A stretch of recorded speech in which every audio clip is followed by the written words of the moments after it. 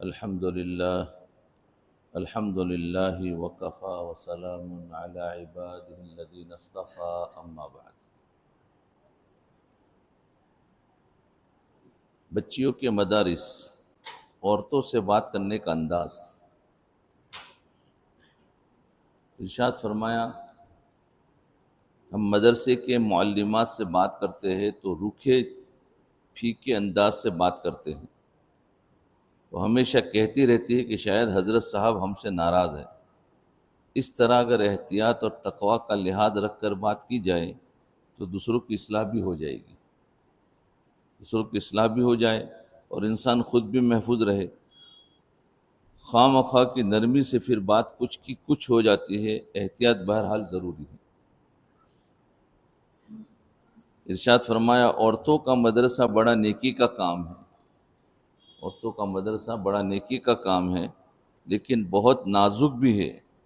کسی مرد کو بچیوں کے پڑھانے کے لیے نہیں رکھنا چاہیے، کسی مرد کو بچیوں کے پڑھانے کے لیے نہیں رکھنا چاہیے، خواہ پردے کے ساتھ ہی کیوں نہ ہو۔ احتیاط بہت اچھی چیز ہے۔ جی، عورتوں کے راز۔ ارشاد فرمایا، عورتیں ایک دوسرے کو اپنے گناہ بڑے جلدی بتا دیتی ہیں، دوسری عورتوں کو بڑی جلدی ہمراز بنا لیتی ہے، پھر ایک دوسرے کو بلیک میل کرتی ہے۔ مرد دوسرے مردوں کے ساتھ اتنی جلدی اپنے گناہوں کی باتیں نہیں کھولتا جتنی جلدی عورتیں کھولتی ہے۔ جس نے اپنا راز دوسروں کو بتا دیا، گویا اس نے اپنی عزت بھی دوسرے کے ہاتھ میں دے دی۔ کسی بزرگ کا قول ہے کہ عورت اپنا راز محفوظ رکھنے کے لیے دوسرے کے سپرد کر دیتی ہے۔ ایک اتنی بڑی بیوقوفی ہے، جو خود اپنا راز نہ چھپا سکے تو کوئی دوسرا کسی کا راز کیسے چھپائے گا۔ ارشاد فرمایا، لڑکیوں اور عورتوں سے کبھی فری نہیں ہونا چاہیے، لڑکیوں اور عورتوں سے کبھی فری نہیں ہونا چاہیے، بلکہ اتنا سنجیدہ رہے کہ وہ ہر وقت ڈرتی رہے اور کبھی کبھی کسی غلطی پر ہلکی سرزنش بھی کر دے، ورنہ خاموش رہ کر علاج کرے۔ ہنسنا اور فری ہونا انتہائی مضر ہے۔ ایک دفعہ ارشاد فرمایا کہ فلاں عورت کی خط و کتابت کے ذریعے اصلاح کر دی، اب اس کے دل میں اللہ تعالیٰ کی محبت ایک درجہ تک پیدا ہو گئی ہے، اس لیے خط کا جواب دینا بھی کم کر دیا۔ مقصود اللہ کی محبت پیدا کرنا تھا، وہ کر دیا۔ اب خط کا جواب بھی کبھی کبھار دیتے ہیں، وہ بھی اس خط کا جہاں اصلاح کرنے کی ضرورت ہو، ورنہ اب اس کی بھی ضرورت نہیں رہی۔ اصلاح ہو گئی تو سلسلہ ختم تو نہیں ہوتا، مگر زیادہ توجہ پھر اس بات پر لگ جاتی ہے کہ دل میں اللہ کی محبت جڑ پکڑ جائے۔ اس کی مستقل مزاجی استقامت کے لیے دعائیں کرتے رہنا چاہیے۔ حضرت جی دعوت برکاتہم دوران سفر بھی لوگوں کو مختلف کاموں سے متعلق مشورہ دیتے رہتے ہیں۔ ایسی مصروف زندگی کہ اس پر رشک آتا ہے۔ ایک ڈاکٹر صاحب نے عورتوں کا مدرسہ بنانے کا مشورہ کیا۔ اسے فرمایا کہ ایک کام بہت نازک ہے، اس میں ہاتھ نہ ڈالے، اور اگر ہاتھ ڈالنا ہی ہے تو تقوی اور پرہیزگاری کو ہر وقت مد نظر رکھے۔ تقوی اور پرہیزگاری کو ہر وقت مد نظر رکھے، یہ بہت ضروری ہے۔ عورتوں کے مدارس اگر تقوی اور پرہیزگاری سے چلے تو بہت زیادہ اجر و ثواب کے مستحق ہے، ورنہ یہ باطنی گراوٹ کا باعث بھی بن جاتا ہے۔ جی، موت کے بہانے۔ ارشاد فرمائے، دنیا فنا کے داغ سے داغدار ہے، یہ دنیا فنا کے داغ سے داغدار ہے۔ غریب ہو یا امیر، گورا ہو یا کالا، عربی ہو یا عجمی، پہاڑوں کی چوٹیوں پر رہنے والا ہو یا زمین کی پستیوں میں رہنے والا ہو، ہر ایک کو موت آنی ہے۔ یاد رکھیں، موت ہر ایک کو آنی ہے۔ یقین کرے ہر ایک کا مقررہ وقت لکھ دیا گیا ہے، ایک لمحہ بھی نہ آگے ہو سکتا ہے نہ پیچھے ہو سکتا ہے۔ ارشاد فرمایا، نبی علیہ السلام سے حضرت اسرائیل علیہ السلام کی ملاقات ہوئی۔ آپ صلی اللہ علیہ وسلم نے فرمایا کہ آپ اتنے اچانک آ جاتے ہیں، آنے سے پہلے قاصد تو بھیج دیا کرے۔ حضرت اسرائیل علیہ السلام نے جواب میں فرمایا، میں تو قاصد بھیجتا ہوں، لیکن لوگ سنتے ہی نہیں ہیں، نہ اس بات کی طرف توجہ دیتے ہیں۔ بالوں میں سفیدی آ جانا، آنکھوں کی بینائی کمزور ہو جانا، دانتوں کا گر جانا، یہ میرے قاصد ہی تو ہوتے ہیں، اتنے قاصد بھیجتا ہوں تاکہ لوگ خبردار ہو جائے، مگر لوگ پھر بھی غافل رہتے ہیں، مگر لوگ پھر بھی غافل رہتے ہیں۔ ارشاد فرمایا عام دستور یہی ہے کہ اللہ تعالیٰ بلانا چاہے تو فوراً بلا لیتا ہے، یعنی بچپن کی عمر میں ہی موت آ جاتی ہے، اگر زندگی دینے پر آئے تو 1000 برس بھی دے سکتا ہے، زندگی دینے پر آئے تو 1000 برس بھی دے سکتا ہے، اور لینے پر آئے تو بچپن میں بلا سکتا ہے۔ زندگی اور موت اللہ تعالیٰ کے ہاتھ میں ہے، وہ اپنی حکمت بالغہ سے جس کو جس وقت چاہتا ہے بلا لیتا ہے۔ ایک عورت کسی پیغمبر علیہ السلام کے پاس آئی کہ میرے بچے بچپن میں فوت ہو جاتے ہیں، کوئی 200 سال کے بعد فوت ہو جاتے ہیں، کوئی 300 سال کے بعد فوت ہو جاتے ہیں، یہ بچپن میں ان کا، اس زمانے میں بڑی بڑی عمریں ہوتی تھی، تو 200 سال 300 سال کا بچپن ہوتا تھا، تو فرمایا بچپن میں فوت ہو جاتے ہیں۔ انہوں نے فرمایا کہ ایک وقت ایسا بھی آئے گا کہ انسان 100 سال سے بھی کم عمر میں فوت ہو جائے گا۔ اس عورت نے عرض کیا کہ کیا وہ مکان بنایا کریں گے، کیا وہ شادی بیاہ کریں گے؟ پیغمبر علیہ السلام نے فرمایا ہاں وہ سب کچھ کیا کریں گے۔ وہ عورت بولی اگر میں اس وقت ہوتی تو اتنی عمر تو ایک سجدے میں ہی گزار دیتی، یعنی 100 کی عمر کیا لگے گی، کچھ بھی نہیں بولے، یہ 200 کا بچپن ہے تو 100 کا کیا ہوا۔ موت کے بہانے، ارشاد فرمایا بعض اوقات انسان کو پتہ ہی نہیں ہوتا وہ اپنے ہاتھوں میں موت لے جا رہا ہوتا ہے۔ ایک دفعہ کا ذکر ہے کہ ایک آدمی ایک پھانک کے پاس سے بھینس لے کر گزرا، ایک پھاٹک کے پاس سے بھینس لے کر گزرا، وہ بھینس کو منڈی میں بیچنے کے لیے لے جا رہا تھا۔ جب پھاٹک کے پاس سے گزرا تو وہاں قریب ہی ایک سانپ بھی بیٹھا تھا، اس سانپ کے سر پر بھینس کا پاؤں آ گیا، سانپ کا سر کٹ گیا۔ اس وقت بھینس گوبر بھی کر رہی تھی، سانپ کا سر گوبر میں پھنس گیا۔ وہ آدمی بھینس کو فروخت کر کے واپسی پر اسی راستے سے گزرا، اور پھاٹک کے قریب جب گوبر پر نظر پڑی تو اس نے سانپ کے سر سمیت وہ گوبر گھر والوں کو دکھانے کے لیے اٹھا لایا، سانپ کے سر سمیت۔ گھر پہنچ کر سب عورتوں بچوں کو سانپ کا سر گوبر میں پھنسا ہوا دکھایا، سب لوگ دیکھ رہے تھے، اس آدمی کا ایک اکلوتا بیٹا بھی دیکھ رہا تھا۔ اس نے اچانک سانپ کے منہ پر انگلی رکھ کر پوچھا ابو یہ سانپ ہے؟ سانپ کے منہ پر انگلی لگی تو زہر پورے جسم میں پھیل گیا اور وہیں پر بچہ فوت ہو گیا۔ اللہ، اس آدمی کو کیا معلوم تھا کہ جس چیز کو وہ تماشا سمجھ کر بچوں کو دکھانے لے جا رہا ہے وہ حقیقت میں بچے کی موت کا سبب بن جائے گا۔ موت آنے کے عجیب عجیب بہانے بن جاتے ہیں، اس لیے ہمیں موت کے لیے ہر وقت تیار رہنا چاہیے۔ ایسا نہ ہو کہ موت اچانک سر پر آ جائے، اچانک سر پر سوار ہو جائے اور ہمیں موت کی تیاری کے لیے وقت ہی نہ مل سکے، پہلے سے موت کی تیاری کر لیں۔ جی، ایک واقعہ بیان کرتے ہوئے ارشاد فرمایا سیالکوٹ کے علاقے میں سڑک کے کنارے پر ویران سی جگہ پر ایک اڑنے والا سانپ رہتا تھا، ویران سی جگہ پر ایک اڑنے والا سانپ رہتا تھا۔ لوگوں نے اس سانپ کے ڈر کی وجہ سے ادھر جانا چھوڑ دیا۔ ایک دن ادھر سے ایک فقیر کا گزر ہوا، اس نے سانپ کو دیکھا اور اسے چھڑی ماری، سانپ اڑ کر آگے ہو گیا، وہ پھر اسے چھڑی مارنے لگا، سانپ پھر ادھر ادھر ہو جاتا، وہ فقیر سانپ کے ساتھ اس کھیل میں لگ گیا۔ دور ایک کسان ہل چلا رہا تھا، اس نے فقیر کو سانپ والی جگہ پر کھڑے دیکھا تو دور سے پکار کر کہنے لگا ادھر سے نہ گزرنا، ادھر اڑنے والا سانپ رہتا ہے۔ فقیر نے اس کی بات پر کوئی توجہ نہ دی اور چھڑی سے سانپ کے ساتھ کھیلتا رہا، بار بار چھڑی مارتا، سانپ اڑ کے آگے ہو جاتا، یہاں تک کہ اڑتے اڑتے سانپ نے اس ہل چلانے والے کسان کی پیشانی پر جا ڈسا۔ سانپ کا پیشانی پر ڈسنا تھا کہ زہر کسان کے پورے جسم میں سرایت کر گیا اور وہ وہیں فوت ہو گیا۔ اسے کیا معلوم تھا کہ دوسروں کو موت سے بچاتے بچاتے خود موت کے منہ میں چلا گیا، دوسروں کو بچا رہا تھا، بچاتے بچاتے خود موت کے منہ میں چلا گیا۔ دنیا کا دھوکہ۔ ارشاد فرمایا ہمیں ہر وقت موت کی تیاری کے لیے فکر مند رہنا چاہیے۔ جو موت سے غافل ہے موت ہم سے غافل نہیں، جو موت سے غافل ہے موت ہم سے غافل نہیں۔ یہ دنیا کی مصروفیات ہمیں موت کی تیاری سے غافل کر دیتی ہے، لیکن موت سے غفلت برتنے سے بچے، موت کسی وقت بھی آ سکتی ہے۔ جس انسان نے کچھ کرنا ہوتا ہے وہ مصروفیت میں بھی کر لیتا ہے، اور جس نے نہ کرنا ہو وہ بہانے ہی بناتا رہتا ہے۔ اسی طرح بہانے بازی سے اپنے آپ کو دھوکہ دیتا رہتا ہے۔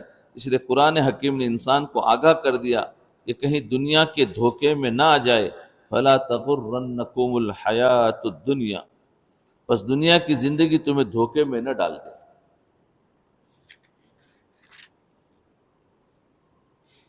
ریا اور تشہیر، ارشاد فرمایا ایک وہ وقت تھا کہ لوگ نیک کام کر کے بھی تشہیر نہ کیا کرتے تھے،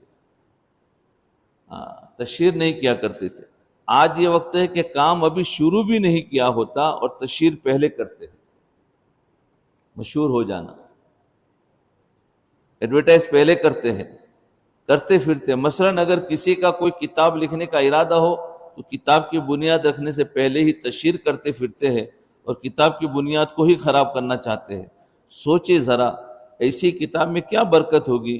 یاد رکھے جس چیز کو جتنا رضائے الہی کے لیے کریں گے، جتنے اخلاص سے کریں گے اتنا فائدہ ہوگا، اتنا فائدہ ہوگا۔ رابطہ قلبی، ارشاد فرمایا کہ شیخ کے ساتھ ہمیشہ قلبی رابطہ رکھے، شیخ کے ساتھ ہمیشہ قلبی رابطہ رکھے، اپنے قلب کو شیخ کے قلب کے ساتھ نتھی رکھے، جوڑ کے رکھے، اور جب شیخ کے سامنے ہو تب بھی قلب کو شیخ کی طرف متوجہ رکھے، کسی آنے جانے والے کی طرف متوجہ نہ ہو۔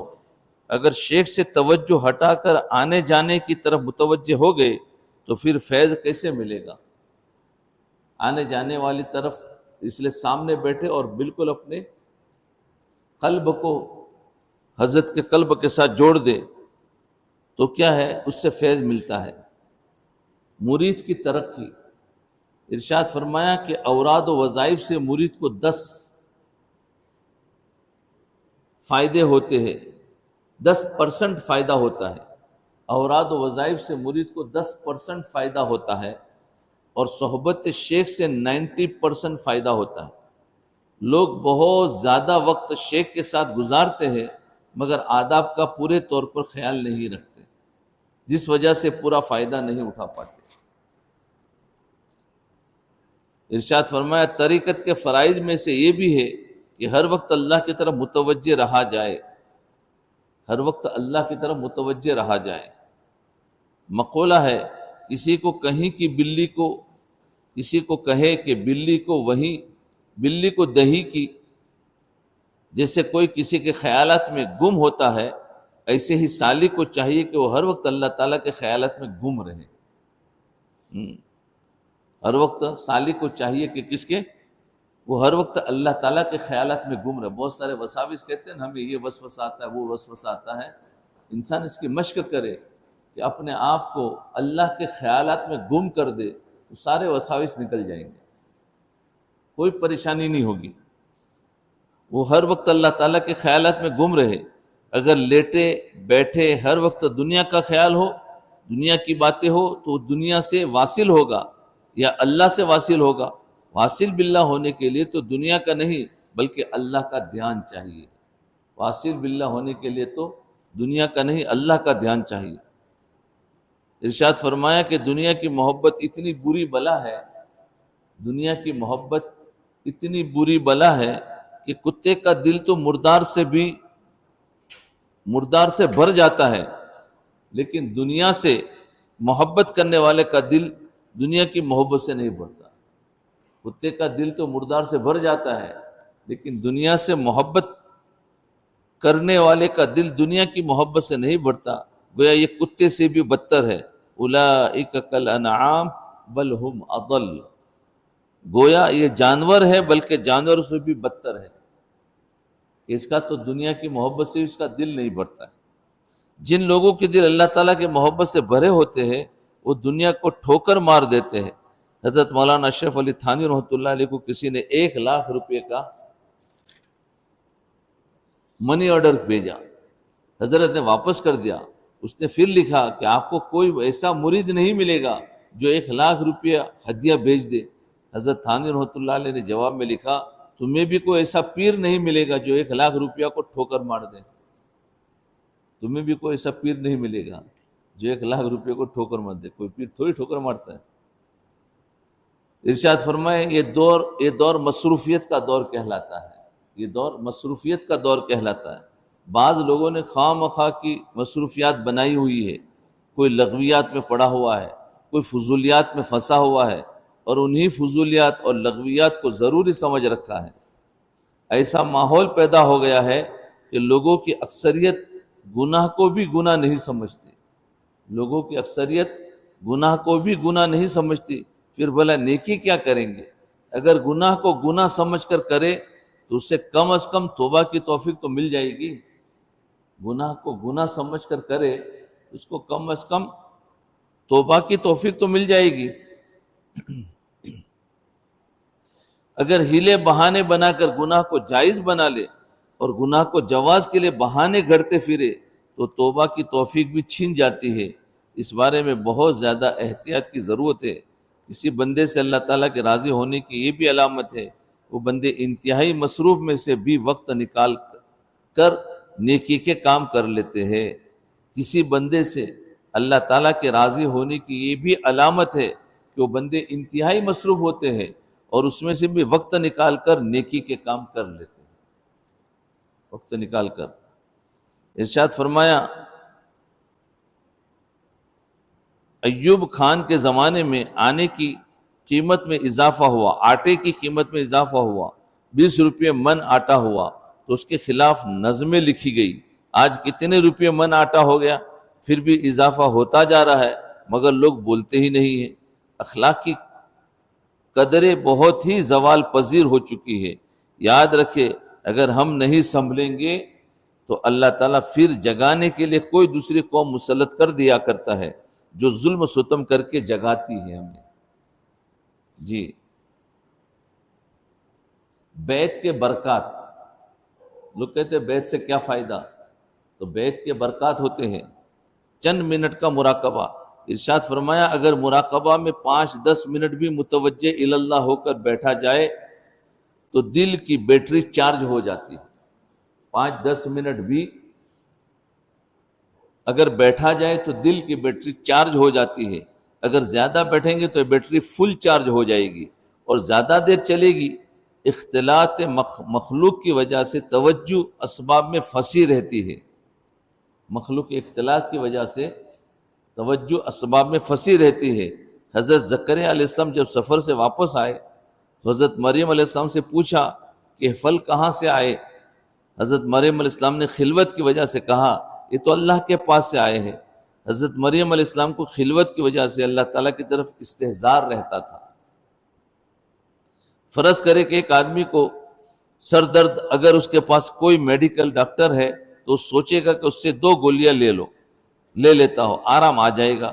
اور اگر یہی آدمی مشائخ کی صحبت میں ہے تو اس کا دماغ یہی سوچے گا دم کروانے سے سر درد ٹھیک ہو جائے گا۔ وہاں پر وہ حالات ہے، یہاں پر یہ حالات ہے۔ یاد رکھ کے صحبت کے اثرات ہوتے ہیں، یہ صحبت کے اثرات ہوئے کہ ڈاکٹر کے پاس بیٹھا ہوگا تو 2 گولی لے لوں سر کا درد چلا جائے گا، اور اللہ والے کے پاس بیٹھا ہوگا تو بولے دم کرا دیتا ہوں سر کا درد چلا جائے گا۔ تو یہ صحبت کے اثرات ہوتے ہیں۔ بس انسان کے لیے ضروری کو صحبت کے ساتھ ساتھ تھوڑا سا وقت تخلیہ میں گزارے، تنہائی میں گزارے، ذکر میں گزارے۔ اگر دل نہ چاہے مجبوراً بیٹھنا پڑے تب بھی چند منٹ کے لیے رجوع اللہ ہو، مجبوراً بیٹھنا ہے۔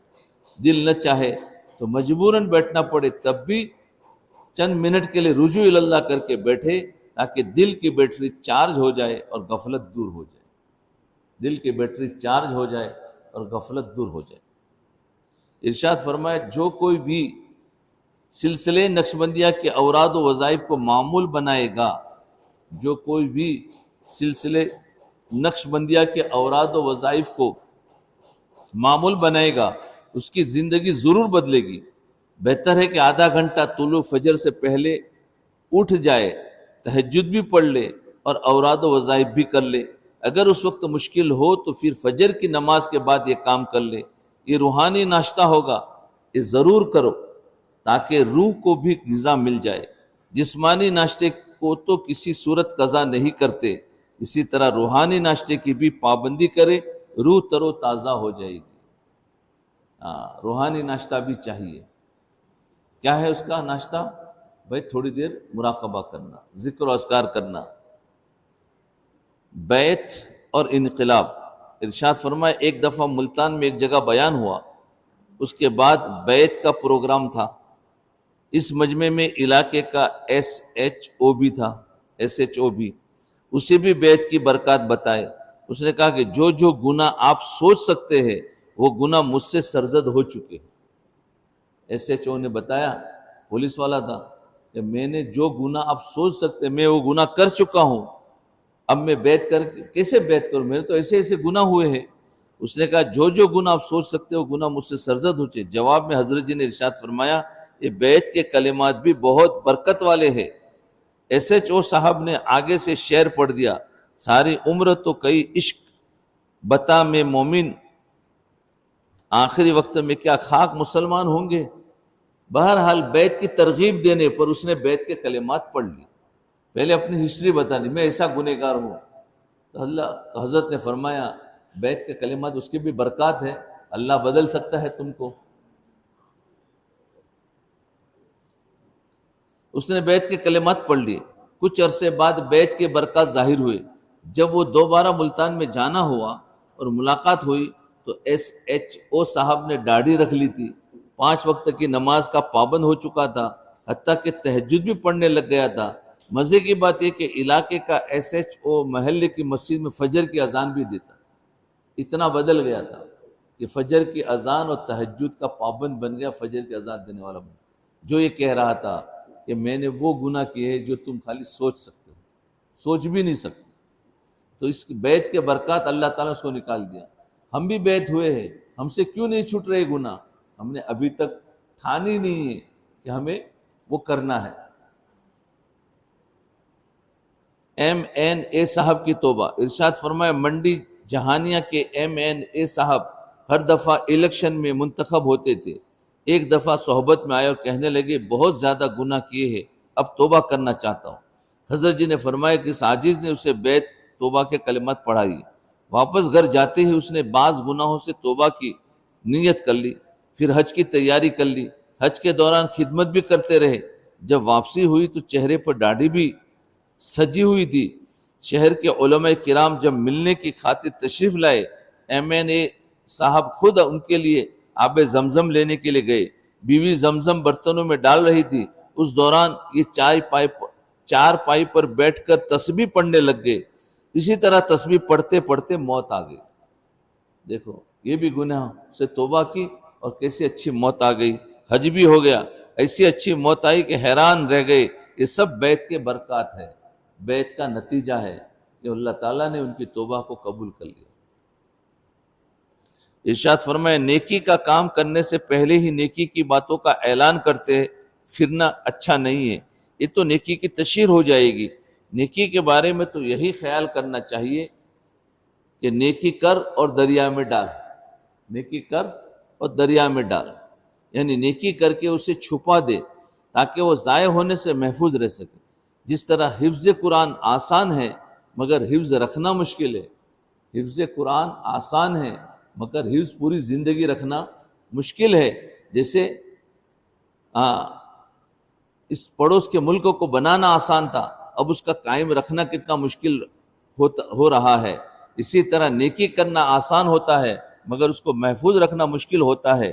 اسی طرح کتاب لکھنا آسان ہے مگر اس کو اخلاص کے ساتھ برقرار رکھنا کہ جس سے اس کا فیض سالہ سال تک پھیلتا رہے، یہ بڑا مشکل کام ہے۔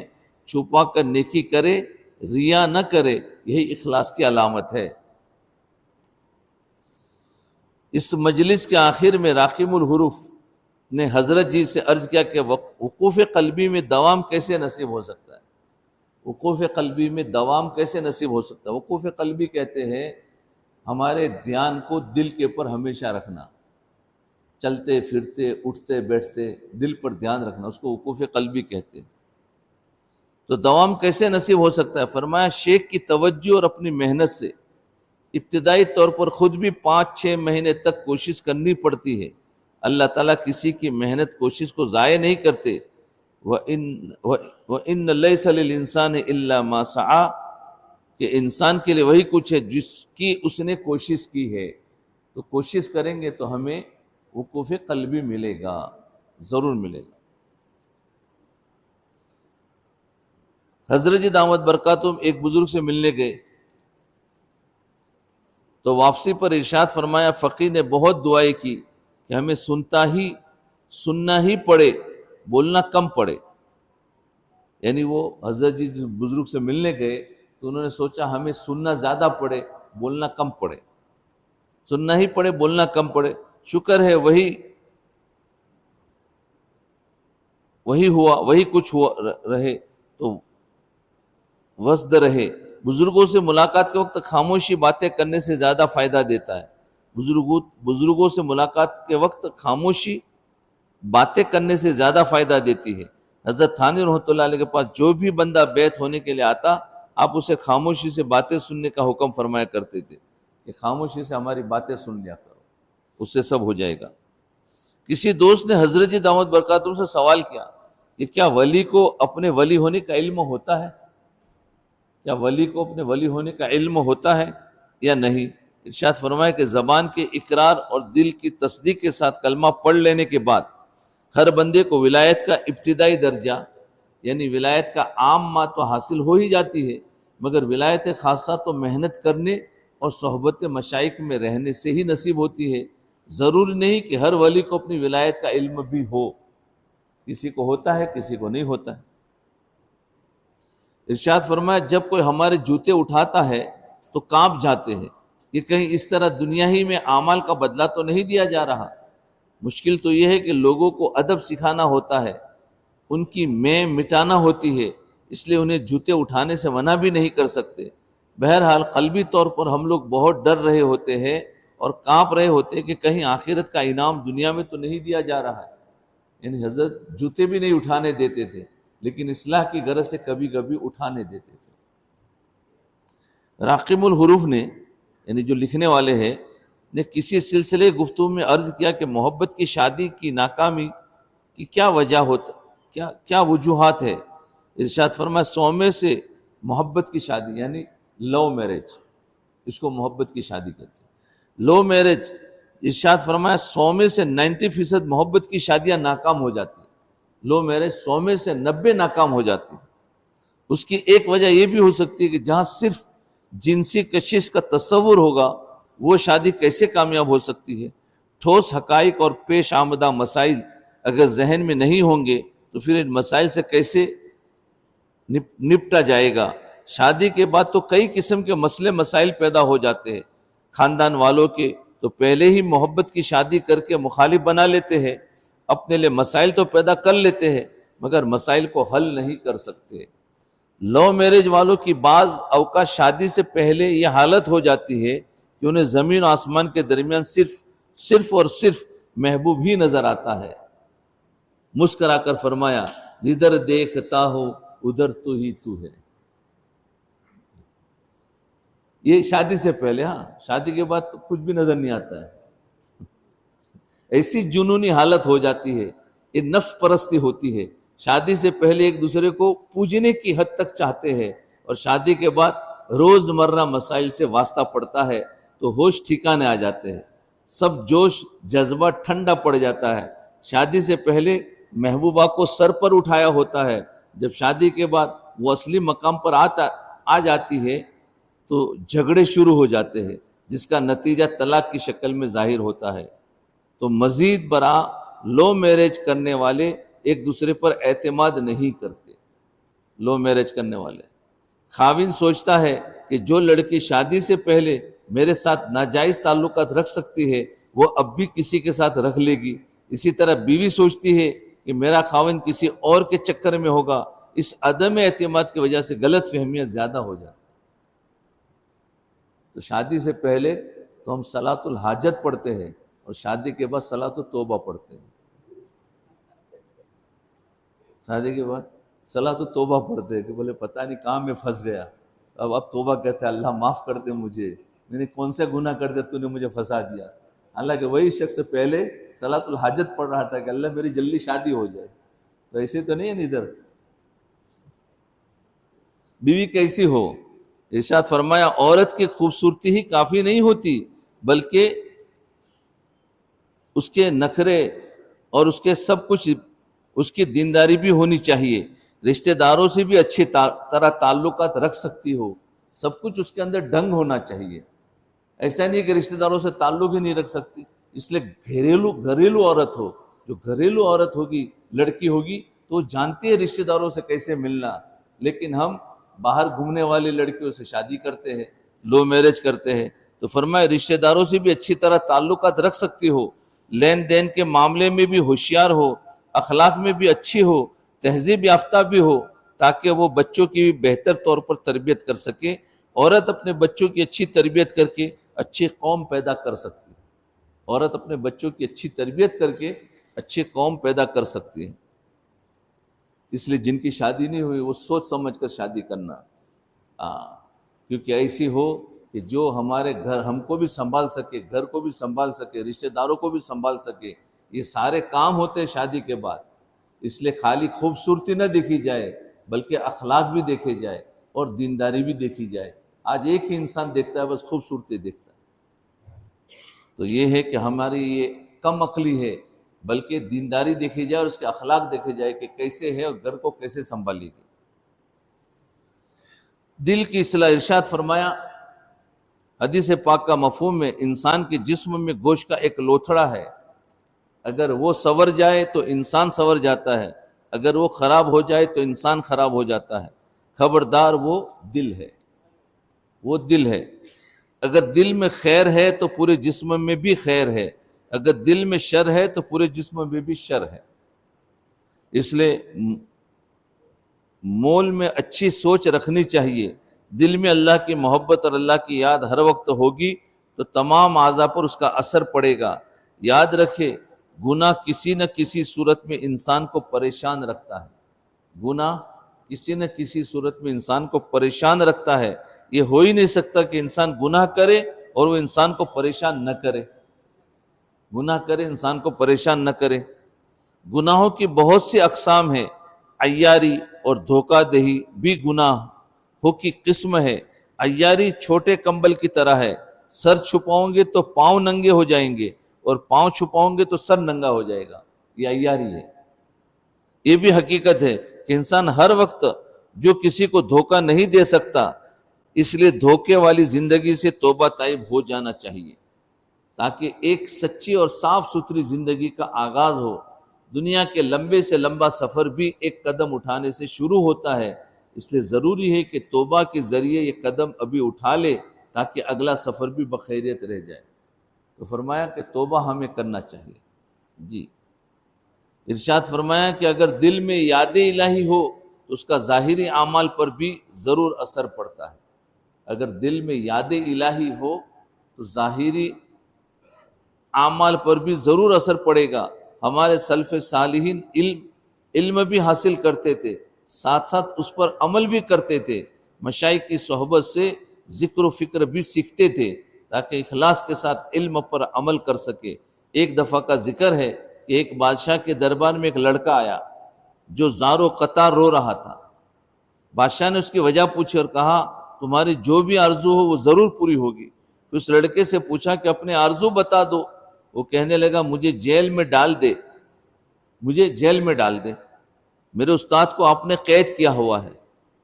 دیکھا کہ کہنے لگا مجھے جیل میں ڈال دے، میرے استاد کو آپ نے قید کیا ہوا ہے، میرے سبق قضا ہو رہے ہیں، میں جیل کی مشقت برداشت کر لوں گا مگر استاد سے سبق پڑھنے کی سعادت تو نصیب ہو جائے گی. دیکھو کیسی فکر دل میں، سبق کی اور دین کے حاصل کرنے کی، علم حاصل کرنے کی کیسی فکر، مجھے جیل میں ڈال دے. اتنا اس دور میں علم کا شوق تھا تو علم کے ساتھ ساتھ ہی یہ لوگ عمل کے لیے بھی جان کھپا دیتے تھے. علم اور عمل ان کی زندگیوں میں چہرے کا نور بن کر چمک رہا ہوتا تھا. علم و عمل.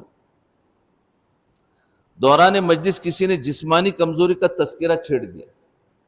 دوران مجلس کسی نے جسمانی کمزوری کا تذکرہ چھیڑ دیا. ارشاد فرمایا کہ دودھ جو اور شہد کو ملا کر تلبیہ بنایا جاتا ہے، وہ جسمانی کمزوری کے لیے اکثر ہوتا ہے. اس کے علاوہ اپنے ایک تجربے کا ذکر کرتے ہوئے فرمایا جو کا دلیا کھانا گویا گوشت کھانے کے برابر ہے. ہم نے الحمدللہ دوستوں کو بتایا اور بہت فائدہ ہوا.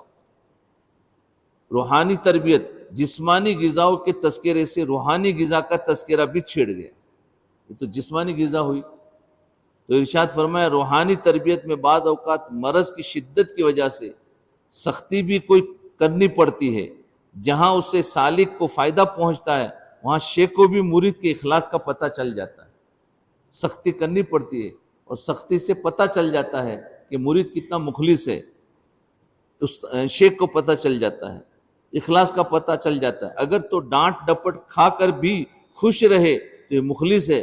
اگر ڈانٹ ڈپٹ سے منہ بناتا پھرے تو یہ کچا ہے. یہ اصلاح کروانے کی نیت سے نہیں آیا بلکہ عزت کروانے کے لیے آیا ہے کہ میری عزت کرو. ایک واقعہ بیان فرمایا. حضرت تھانوی رحمۃ اللہ علیہ نے کسی غلطی پر تنبیہ کرنے کے لیے کسی عالم کا بستر اندر سے اٹھوا کر باہر رکھوا دیا. ابھی اعتکاف میں کسی کا بستر باہر رکھ دے تو شور مچ جائے گا ادھر. بولے کیسے بزرگ ہے، بستر اٹھا دیتے. حضرت تھانوی رحمۃ اللہ علیہ انہوں نے بستر اٹھا دیا، اٹھا کر باہر رکھوا دیا. ایک آدمی نے تبصرہ کیا کہ یہ تو سختی ہے، یہ تو سختی ہے. کہا اس کا بھی بستر اٹھوا دو. کہا اس کا بھی اٹھوا دو. نفس کا زور اس طرح ٹوٹتا ہے، جو بولے اس کا اٹھوا دو. تو یہ تھا اگر کسی کو بولنے کی ہمت نہ ہو. وہ مخلصین تھے. جب اتنا اخلاص آئے جب جا کے اٹھواتے تھے. تو ارشاد فرمایا تو کبھی کسی کا بستر اٹھوا دیتے، اسی میں وہ سدھر جاتا ہے. سیدھا سیدھا اکرام کرتے ہیں تو کبھی کبھی وہ بگڑتا ہے زیادہ. ارشاد فرمایا محبت بھی عجیب نعمت ہے. جتنی کسی کو محبت ہوتی ہے وہ اتنا ہی زیادہ رابطہ رکھنے کی کوشش کرتا ہے. جتنی محبت ہوتی ہے اتنا ہی زیادہ رابطہ رکھنے کی کوشش کرتا ہے. آج رابطے کی کمی کی وجہ سے محبت نہیں ہوتی. محبت نہ ہو تو فائدہ حاصل نہیں ہوتا. رابطے کی کثرت ہی تو محبت پیدا کرتی ہے. رابطے کی کثرت ہی تو محبت پیدا کرتی ہے. رابطہ رکھنے میں احتیاط ضروری ہے کہ زیادہ سے زیادہ آداب کا خیال رکھا جائے اور آداب کے ساتھ محبت سرخ گندک کی طرح قیمتی ہے. ارشاد فرمایا جب دل پر معارف الہیہ کا ورود ہوتا ہے تو بیٹھتے اٹھتے معارف الہی کھلتے رہتے ہیں. معارف الہی حسی کرامات سے بھی بڑھ کر ہوتے ہیں. آج لوگ کرامات کو تو بڑی اہمیت دیتے ہیں مگر معارف الہیہ جو کہ کرامات سے بھی بڑھ کر ہوتے ہیں ان کی طرف توجہ نہیں دیتے. یہ معارف ایسے ہوتے ہیں کہ لوگوں کے مردہ دلوں کو زندہ کرنے کا باعث بن جاتے ہیں. مردہ دلوں کو زندہ کرنے کے باعث بن جاتے ہیں. ارشاد فرمایا حضرت گنگوئی رحمۃ اللہ علیہ سے کسی نے پوچھا کہ پڑھ لکھ کر اور پھر عالم بن کر بیعت کرنے کی کیا ضرورت ہے؟ پڑھ لکھ کر عالم بن گئے اور عالم بننے کے بعد بیعت کرنے کی کیا ضرورت ہے؟ فرمایا بیعت کی برکت ہوتی ہے کہ بزرگوں کی صحبت میں تو ایسے ایسے نکتے کھلتے ہیں کہ انسان حیران رہ جاتا ہے. حضرت نانوتی رحمۃ اللہ علیہ نے حضرت حاجی صاحب رحمۃ اللہ علیہ سے پوچھا کہ نوکری چھوڑ دوں؟ فرمایا نہیں، ابھی نہیں. عرض کیا کہ اس روکنے میں کیا حکمت ہے؟ فرمایا تمہارا پوچھنا اس بات کی دلیل ہے کہ تذبذب ہے، پھر توکل رکھنا مشکل ہو جائے گا. چھوڑنے والا پوچھتا نہیں ہے اور پوچھنے والا چھوڑتا نہیں. اس لیے پوچھ رہے تھے تو فرمایا مت چھوڑو، رہنے دو. انہوں نے سمجھا ابھی کچا ہے، جس دن یہ پکا بنے گا اس دن اس کی طبیعت نہیں چلے گی، چھوڑ دے گا. کہا حضرت میں نے چھوڑ دیا. تو پوچھتے ہیں. ارشاد فرمایا بعض حضرات سے مادی کرامت زیادہ رونما ہوتی ہے اور بعض حضرات سے علمی کرامت زیادہ صادر ہوتی ہے. ایسے حضرات پر اللہ تعالیٰ علم کے باب کھول دیتا ہے. دل کی اصلاح ایک بنیادی چیز ہے جس سے علمی نکات کھلتے ہیں. دل وہ گواہ ہے جو کبھی رشوت قبول نہیں کرتا. دل کبھی رشوت قبول نہیں کرتا. قیامت کے دن بھی اسی دل کی بنیاد پر فیصلے ہوں گے. لوگ واہ واہ کرتے بھی رہے تو کیا فائدہ ہے؟ انسان یہ سوچتا رہے کہ قیامت میں میرا کیا بنے گا. وہاں اگر چھوٹ گیا تو یہی اصل کامیابی ہے. قیامت میں اگر اچھے ہیں تو پھر یقیناً اچھے ہوں گے. حضرت سید سلیمان ندوی رحمۃ اللہ علیہ سے کسی نے پوچھا کیسے حال ہے؟ فرمایا یہاں ایسے رہے کہ ویسے رہے، دیکھنا ہے کہ وہاں کیسے رہے. بس آج یہیں پر رکھتے ہیں، مراقبہ کر لیں. آنکھوں کو بند کر لے، گردن کو جھکا لے، اور یہ تصور کرے کہ اللہ کی رحمت آ رہی ہے، میرے دل میں سما رہی ہے، میرے دل سے ظلمت و سیاہی دور ہو رہی ہے، میرا دل کہہ رہا ہے اللہ اللہ اللہ۔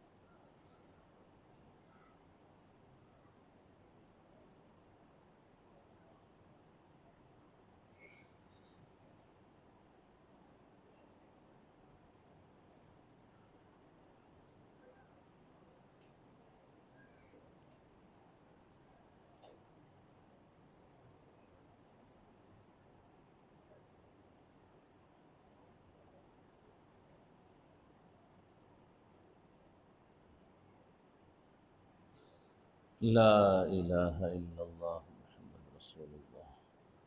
ہاتھ اٹھا لے دعا۔ اللہم صلی علی سیدنا محمد وعلی آل سیدنا محمد وبارک وسلم۔ یا احد الصمد الذی لم یلد ولم یولد ولم یکن له کفوا احد۔ ربنا ظلمنا انفسنا وان لم تغفر لنا وترحمنا لنكونن من الخاسرین۔ اللهم انا نسألك الهدى والتقى والعفاف والغنى۔ اللهم انا نسألك العفو والعافية والمعافاة الدائمة في الدنيا والآخرة۔ اللهم انا نعوذ بك من الهم والحزن، نعوذ بك من العجز والكسل، ونعوذ بك من الجبن والبخل، ونعوذ بك من غلبة الدين وقهر الرجال۔ ربنا تقبل منا انك انت السميع العليم، وتب علينا انك انت التواب الرحيم۔ وصلى الله تعالى على خير خلقه محمد وعلى آله وأصحابه أجمعين برحمتك يا أرحم الراحمين۔